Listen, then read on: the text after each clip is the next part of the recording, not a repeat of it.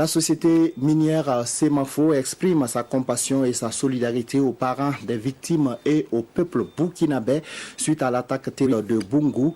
Le président directeur général de Semafo a été reçu par le Premier ministre ce matin. Selon le patron de la société canadienne, Mine a suspendu ses activités dans l'attente des conditions optimales de sécurité. Le point de l'audience avec Daouda Ouattara et Sandré Bego.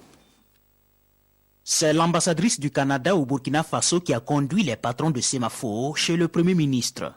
Et c'est un PDG très et accompagné de Semafo, Eli Ouedraogo, qui s'est entretenu avec le chef du gouvernement burkinabé sur les récents événements de Boungou. Vous savez, ma visite ici, dans le premier temps, c'est vraiment pour s'assurer que les familles des victimes soient bien accompagnées et que les gens qui ont été blessés dans cette attaque soient également très bien accompagnés. Vous savez, les opérations à ce point-ci sont vraiment secondaires.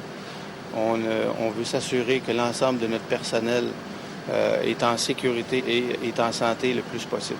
Ça fait plus que 22 ans que je viens ici au Burkina Faso. Donc, je travaille pour la société Semafo.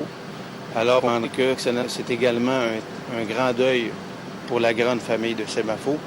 Et moi-même, je me considère quand même d'une certaine façon, un burbé moins 50%.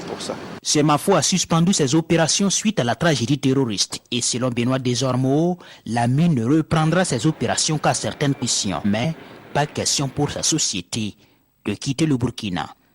Il faut réévaluer dans l'environnement dans lequel on opère et s'assurer qu'on va le refaire de façon sécuritaire. Les opérations aujourd'hui sont arrêtées et on va reprendre les opérations lorsqu'on va être en mesure d'assurer de façon sécuritaire. Mais nous, on n'a pas parlé de partir du Burkina Faso. Le convoi de Semafo qui a subi l'attaque comptait 240 personnes. Et aux dernières nouvelles, 39 ont trouvé la mort, une soixantaine de blessés et une seule personne manque encore à l'appel.